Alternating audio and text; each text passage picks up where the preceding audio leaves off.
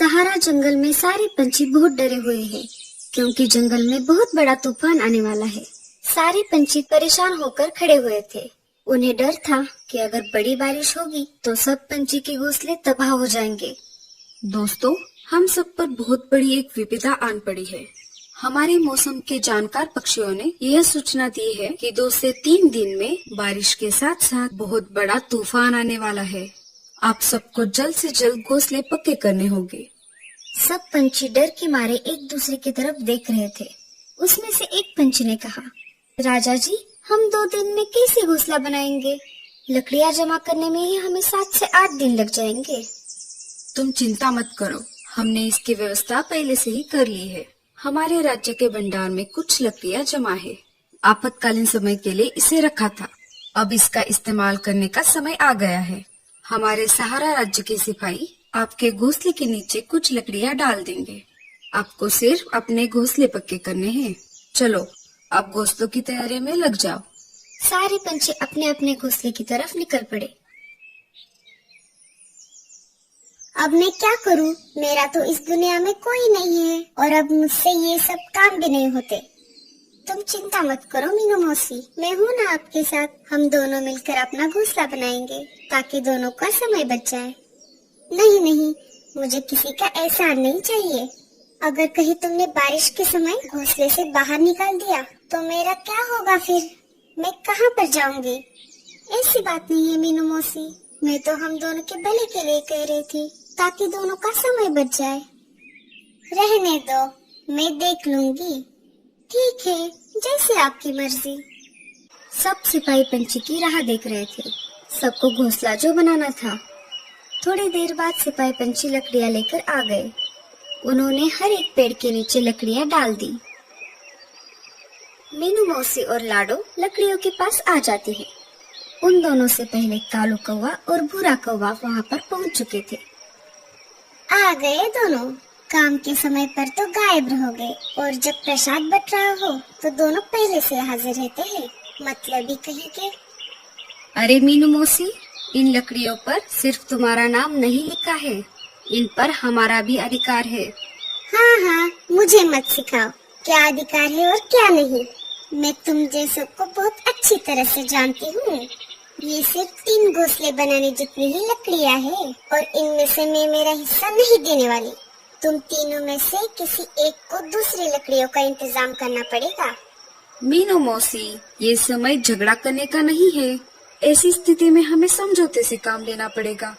मैं नहीं करने वाली समझौता। समझौता करना है तो आपस में करो। कालू सही कह रहा है मौसी, हमारे पास बहुत कम समय है। बारिश का तूफान कभी भी आ सकता है। हम चारों में से किसी 2 को एक घोंसले में रहना होगा। ऐसा करो, कालू और भूरा मिलके एक घोंसला बना सकते हैं। दोनों की जोड़ी अच्छी बनेगी। नहीं नहीं रे बाबा, एक कालू बहुत ही आलसी और कामचोर है, इसकी और मेरी नहीं बनेगी। कालू भैया, अब हमारे पास दूसरा उपाय नहीं है। अगर आपको कोई परेशानी नहीं है तो हम दोनों साथ में घोंसला बना लेते हैं। मुझे कोई परेशानी नहीं है लाडो। तो चलो फिर हम घोंसला बनाने की जगह तय करके आते हैं। हाँ हाँ, जाओ जाओ। वैसे भी मुझ जैसी अबला चिड़िया की कौन मदद करने वाला है। आप भी हमारे साथ चलिए, हम सब अच्छी जगह तय करते हैं। मुझे कम अकल मत समझो, मैं क्या बेवकूफ लगता हूँ? मैं तुम तीनों से अच्छा घोंसला बना सकता हूँ। भूरा कहते हैं मुझे। लाडो, चलो हम हमारा काम करते हैं। सब घोंसले की जगह ढूंढने लगे। कालू भैया, आप बताइए घोंसला कहाँ बनाना चाहिए? अरे उसे क्या पूछ रही हो, मैं बताती हूँ। वैसे भी तुम दोनों से ज्यादा मुझे अनुभव है। घोंसला ऐसी जगह पर बनाना होगा जहाँ पर लकड़ियाँ लाने में परेशानी ना हो। नहीं लाडो, घोंसला ऐसी जगह पर बनाना होगा जहाँ पर बाढ़ का पानी ना पहुँच पाए। आपने ठीक कहा कालू भैया, हम ऊंची जगह पर ही घोंसला बनाएंगे। हाँ हाँ, तुम्हें तो उसकी बात ही ठीक लगेगी। तुम्हारे घोंसले का पार्टनर जो है, मैं तो चली मेरा घोंसला बनाने।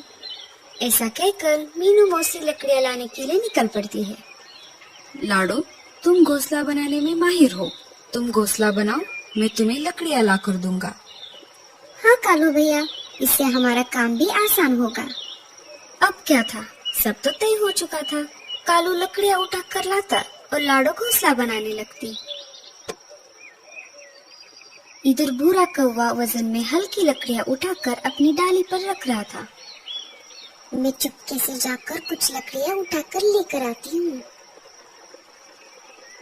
इधर भूरा जमीन से लकड़ियाँ उठाकर पेड़ की डाली पर रख देता और इधर मीनू मौसी उस रखे हुए लकड़ियों को उठाकर अपने डाली पर रखती। अरे, ये क्या हो रहा है? बहुत देर से मैं लकड़ियाँ इकट्ठा कर रहा हूँ, पर लकड़ियाँ तो जमा ही नहीं हो रही। चलो, मुझे लगता है इन लकड़ियों से मेरा घोंसला बन जाएगा। ऊपर कालू और लाडो के मेहनत की वजह से उन दोनों का घोंसला बनकर तैयार हो गया। उन दोनों का घोंसला तैयार हो चुका है, ये देखकर मीनू मौसी बहुत चलने लगी। ओई माँ, मर गई रे। लाडो और कालू दोनों मीनू मौसी के पास आ जाते हैं। क्या हुआ मौसी? लगता है ज्यादा वजन उठाने की वजह से मेरे पैर में मोच आ गई है। अब मैं घोंसला कैसे बना पाऊंगी? आप रहने दीजिए मीनू मौसी, हम हैं ना, हम आपको घोंसला बनाने में मदद करते हैं। मुझे लगता है आपको मेरे घोंसले के बाजू में घोंसला बनाना चाहिए। मुझे लगता है मैं ज्यादा ऊपर उड़ नहीं पाऊंगी, तुम यहीं पर घोंसला बना लो। ठीक है मौसी। ऐसा कहकर लाडो और कालू ने मीनू मौसी का घोंसला बनाना चालू कर दिया।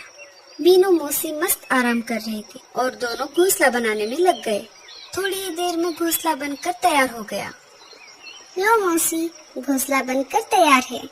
अब हम सबको अंदर जाना होगा, वरना बारिश का तूफान कभी भी आ सकता है। इधर भूरे ने जैसे तैसे अपना घोंसला तैयार कर लिया और वैसे ही अंदर जाकर सो गया। कालू भैया, मुझे नहीं लगता कि बारिश 4-5 दिन रुकने वाली है। हमें अनाज का प्रबंध करना होगा। हाँ लाडो, मुझे एक जगह पता है, वहाँ पर बहुत सारा अनाज है। हम जाकर वो अनाज लेकर आते हैं। दोनों ने 4 से 5 दिन तक चले इतना अनाज इकट्ठा कर लिया। रात हो गई, सब अपने अपने घोंसले में बैठे हुए थे। तभी तेज बारिश के साथ साथ बहुत बड़ा तूफान भी आ गया। हम आशा करते हैं कि बारिश इतनी तेज ना हो।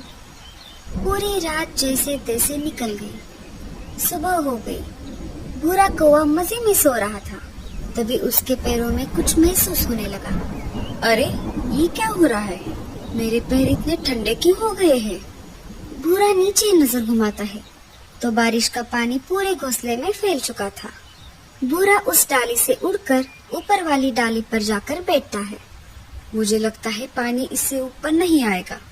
थोड़ी देर बाद पानी उसके पैरों तक आ ही जाता है। जैसे ही पानी बढ़ने लगता है, उसकी नींद फिर से खुल जाती है। पानी बहुत ऊपर तक आ गया। मैं एक काम करता हूँ, घोंसले के ऊपर जाकर बैठता हूँ। भूरा घोंसले से निकलकर बाहर आ ही रहा था, तभी उसका घोंसला बाढ़ के पानी में बह जाता है। वो मीनू मौसी के घोंसले के पास आ जाता है। मीनू मौसी, दरवाजा खोलो, मेरा घर पानी में डूब गया है और मैं बाहर बारिश में भीग रहा हूँ। अरे ओ मीनू मौसी, खोलिए ना दरवाजा। मीनू मौसी को भूरे कौवे की आवाज सुनाई दे रही थी, पर वो सुनकर अनसुना कर देती है। ये तो मीनू मौसी की आदत ही है, किसी की मदद न करना और खुद की भलाई का इंतजाम करना। भूरा कौवा लाडो के घोंसले के पास आ जाता है। लाडो, कालू, दरवाजा खोलो, मेरा घर तो डूब गया, मुझे अपने घर में ले लो। अरे लाडो, कालू, अरे खोलो जल्द से दरवाजा, नहीं तो मैं मर जाऊंगा। लाडो चिड़िया अंदर से घोंसले का दरवाजा खोल देती है।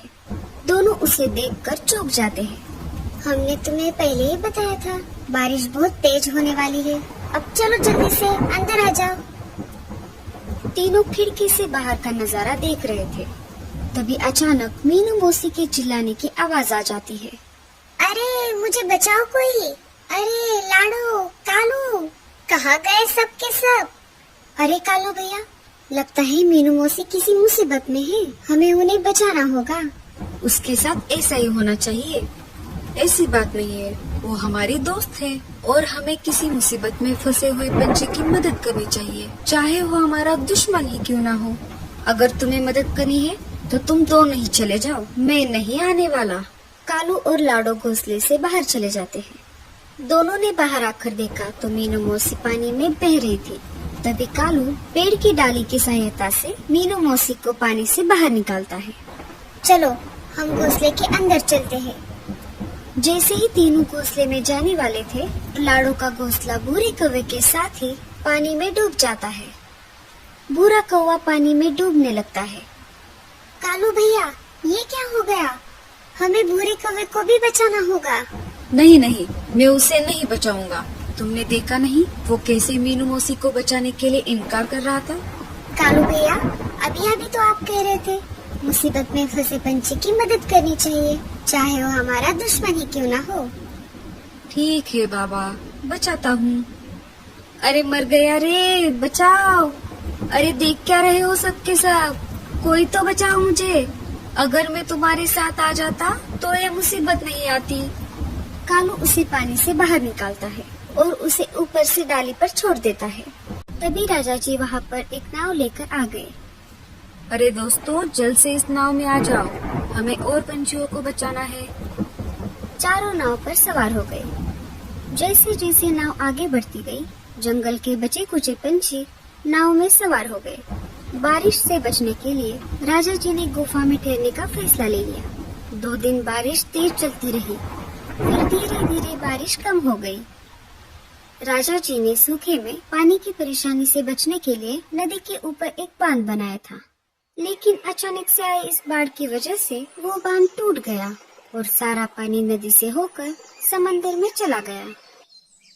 गर्मियों का मौसम शुरू होने वाला था। जंगल में अब सिर्फ 2 ही परेशानियां होने वाली थी, एक पानी की तो एक अनाज की। सारे पंछियों ने अनाज का प्रबंध कर दिया है, लेकिन पानी की समस्या का उपाय अभी तक नहीं निकल पाया है। इसी समस्या पर सोच विचार करने के लिए जंगल के सारे पंछी राजा जी के दरबार में इकट्ठा हो गए हैं। तो दोस्तों, आपको तो पता ही है पिछले साल हमें पानी की कितनी समस्या हुई थी।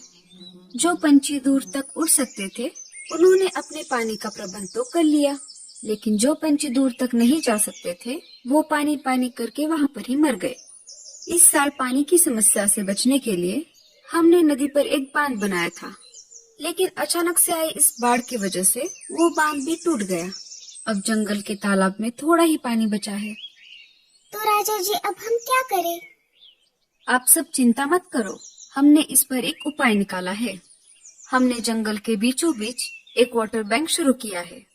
तालाब का पानी सूखने से पहले ही वो पानी हमें वाटर बैंक में भरना है, और जो भी इसके लिए मदद करेगा उन्हें पूरे गर्मियों के मौसम में मुफ्त में पानी दिया जाएगा। तो फिर तैयार है आप सब?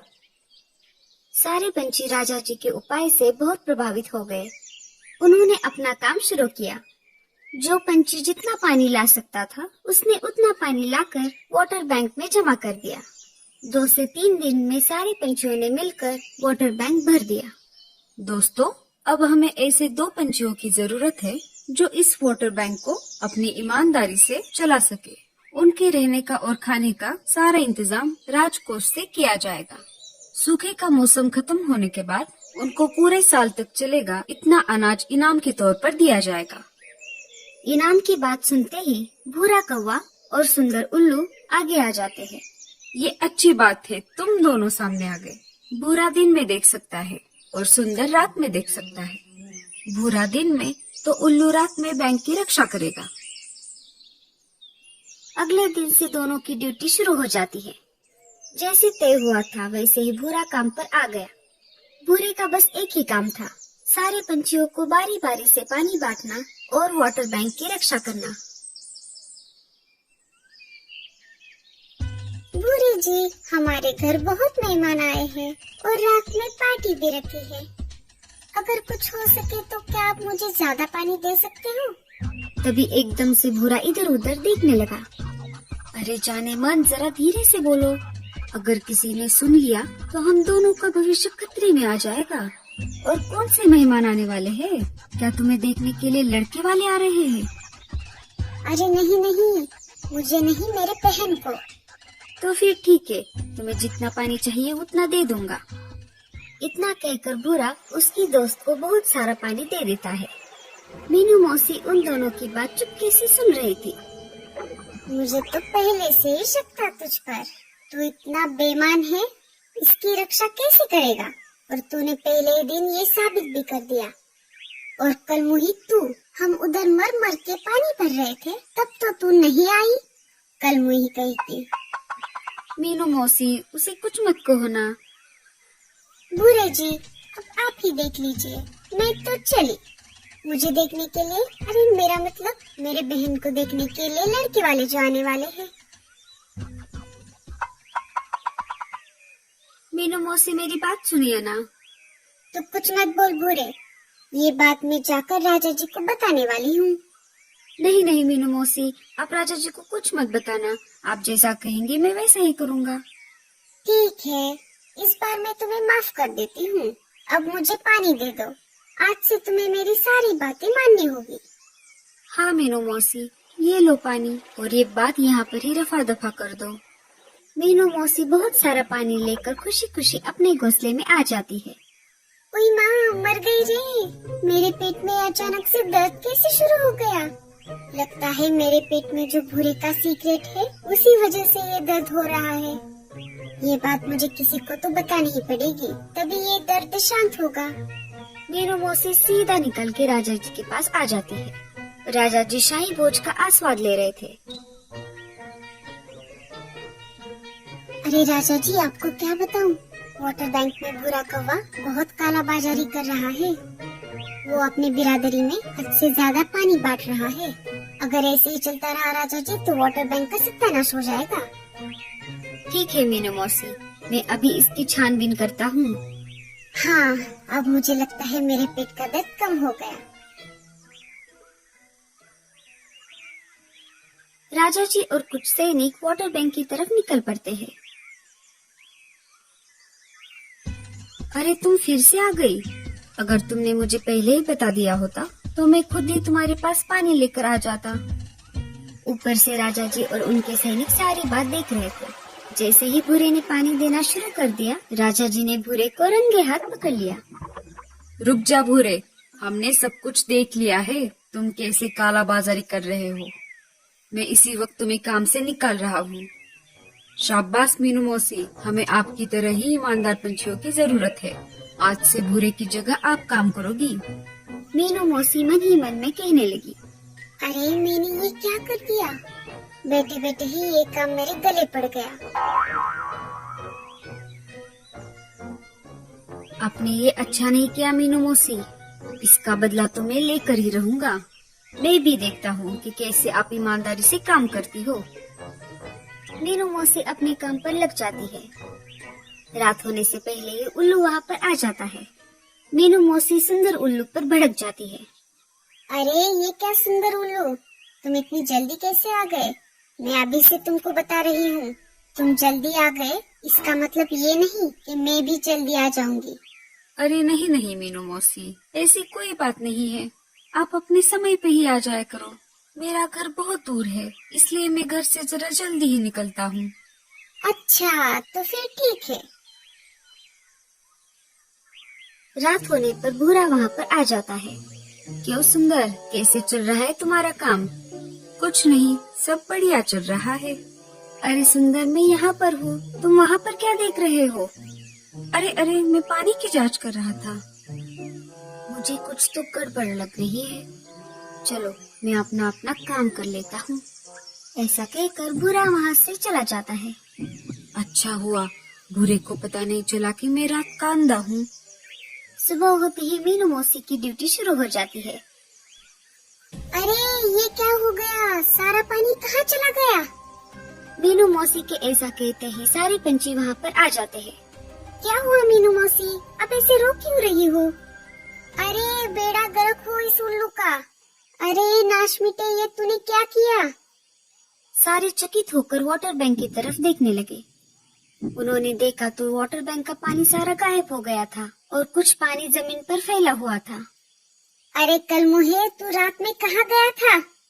क्या घोड़े बेच के सो रहा था जो ये सारा पानी खत्म हो गया? मुझे तो लगता है ये तेरी ही चाल है। सारे उल्लू रात में देख सकते हैं, पर मैं ऐसा उल्लू हूँ जो रात में नहीं देख सकता। मैं रात का अंधा हूँ। उल्लू की ये बात सुनकर सारे पंछी आग बबूला हो गए। सब शांत हो जाओ, सुंदर ने ये सब किया, ये उसकी मजबूरी थी। ये सब उसने जानबूझकर तो नहीं किया। अब हम सबको इसका उपाय ढूंढना पड़ेगा। कालू कौवे को वाटर बैंक की तरफ एक अलग ही पंछियों के पंख दिखाई देते हैं।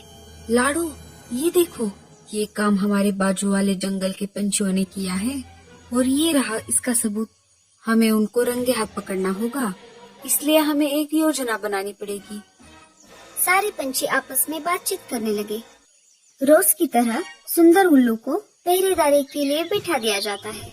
सब झाड़ियों में छुप गए थे। तभी आधी रात को कुछ पंछी वहाँ पर आ जाते हैं। खाली वाटर बैंक देखकर वो सब चौंक जाते हैं। तभी सारे पंछी मिलकर उन पर जाल फेंक देते हैं। वहाँ पर बहुत सारे जुगनू आ जाते हैं। जुगनुओं की वजह से वहाँ पर उजाला हो जाता है। सब देखते हैं तो क्या, वो पंछी तो उनके जंगल के थे ही नहीं। तुम सब कौन हो और यहाँ पर कैसे आ गए? तुम हमारे जंगल के नहीं दिख रहे। नहीं, हम इस जंगल के नहीं हैं। हमारा जंगल तो बहुत दूर है। कभी हमारा जंगल भी बहुत हरा भरा और खुशहाल था। हम सब मिलजुल कर रहते थे, पर हमें आने वाले संकट के बारे में जानकारी नहीं थी। इंसानों की लापरवाही की वजह से हमारे जंगल का सारा पानी जहरीला हो गया। उस वजह से जंगल के बहुत सारे जानवर और पंछी मारे गए। हमें माफ कर दो, ये हमारी मजबूरी थी। हमें पता चला कि तुम्हारे जंगल में पानी की वाटर बैंक शुरू हुई है। हम रोज यहाँ आकर तुम्हारा पानी चुरा रहे थे। आप हमें जो सजा देंगे वो हमें मंजूर है। उनकी ये बात सुनकर राजा जी चकित हो गए। उनको उन पर दया आ रही थी।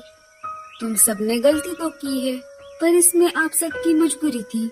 मगर राजा होने की वजह से ये मेरा फर्ज है कि मैं आप सबको सजा सुनाऊं। मैं आप सबको इस जंगल में रहने का आदेश देता हूँ और आने वाले 2 से 3 दिन में पानी की बैंक भरने का आदेश देता हूँ। राजा जी का ये फैसला सुनकर सारे पंछी बहुत खुश हो गए। साथ ही साथ परदेसी पंछियों ने भी ये फैसला मान लिया। परदेसी पंछियों को जाल से आजाद कर दिया।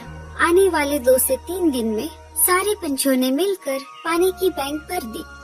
राजा जी का फैसला सारे पंछियों के हित में था। इस वजह से उनको सूखे की कोई परेशानी नहीं हुई और जंगल के सारे पंछी हंसी खुशी रहने लगे। तो मेरे प्यारे दोस्तों, अगर आपको हमारा वीडियो अच्छा लगा तो प्लीज इस वीडियो को लाइक, कमेंट, शेयर, सब्सक्राइब जरूर करिएगा। धन्यवाद।